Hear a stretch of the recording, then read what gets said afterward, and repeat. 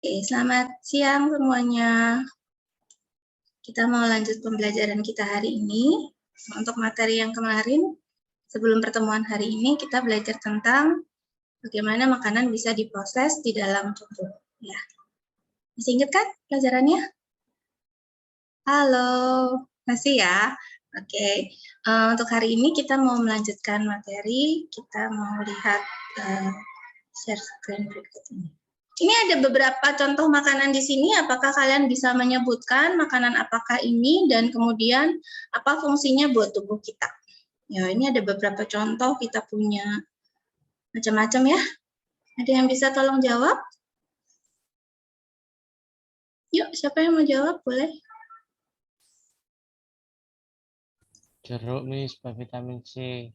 Oh ya, terima kasih William. Betul sekali ya jawabannya. Untuk jeruk itu betul untuk vitamin C. Ada lagi? Tomat, vitamin A. Terima kasih, betul sekali Selin. Untuk tomat, betul kita pakai tomat sebagai penunjang untuk vitamin A. Betul sekali jawabannya, terima kasih.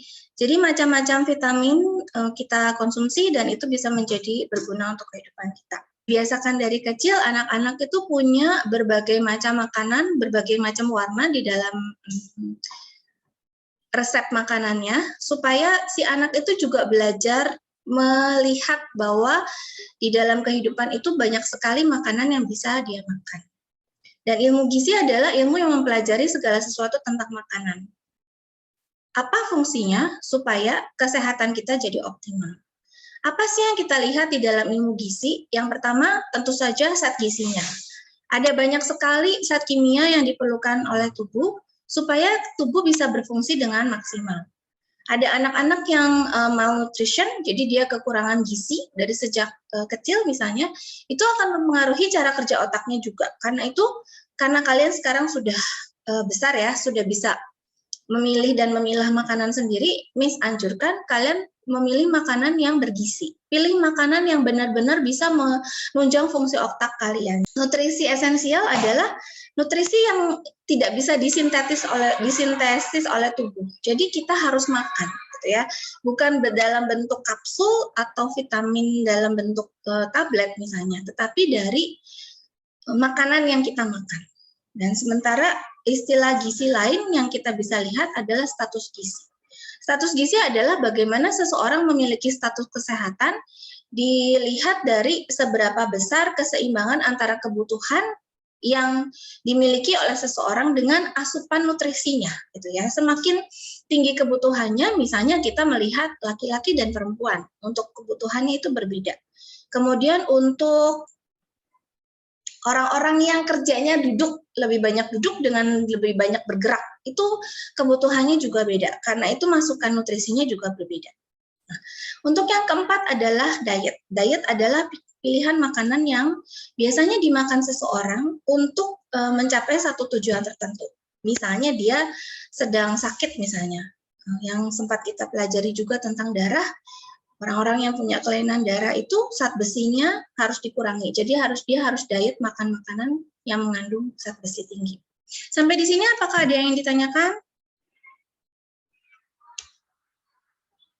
Oke, untuk makanan yang baik seperti apa? Ya tentu saja mudah dicerna. Jadi makanan seperti daging itu bagus, tetapi ya dagingnya harus dimasak sampai kita bisa mengunyah dan mudah dicerna oleh tubuh.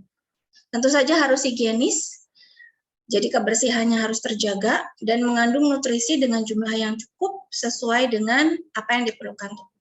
Kalorinya juga harus cukup ya. Jadi tidak boleh kekurangan, tapi juga tidak boleh berlebihan. Nanti kalau berlebihan, kira-kira apa akibatnya? Kalau orang kelebihan makanan. Obesitas. Betul ya. Jadi terima kasih, jawabannya betul sekali.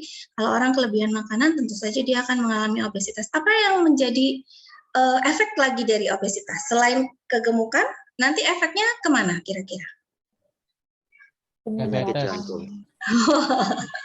Oke, terima kasih. Betul ya, terima kasih. Jawabannya betul semua. Jadi kalau misalnya kelebihan berat badan artinya jantung dan paru-paru juga kerjanya ekstra. Dan itu biasanya masuknya ke jantung ya. Ada yang ingin ditanyakan? Silakan bertanya. Silakan bertanya. Silakan. Izin bertanya. Silakan. Tadi Miss sempat singgung tentang jika sakit bisa dihantam dengan makan atau minum-minuman air panas. Untuk flu ya? Tadi sempat disebutkan. Ya. Terima kasih buat pertanyaannya. Sebetulnya untuk makanan yang suhunya hangat, bukan panas ya. Kalau panas kan memang tidak bisa dikonsumsi, berbahaya. Jadi sebetulnya memang tubuh itu sedikit mengalami kesulitan untuk hal-hal yang dingin gitu ya. Jadi memang yang dikeluarkan seperti keringat. Jadi biasanya kan lebih mudah untuk mengeluarkan kelenjar keringat kan. Jadinya dia lebih homeostasisnya tuh teratur gitu, lebih teratur sehingga mempercepat proses penyembuhan. Dianjurkannya memilih makanan-makanan yang hangat. Jadi sebetulnya bukan makanan hangatnya yang menyembuhkan, tetapi proses homeostasisnya itu yang membantu tubuh untuk meningkatkan daya tahan tubuh. Seperti itu.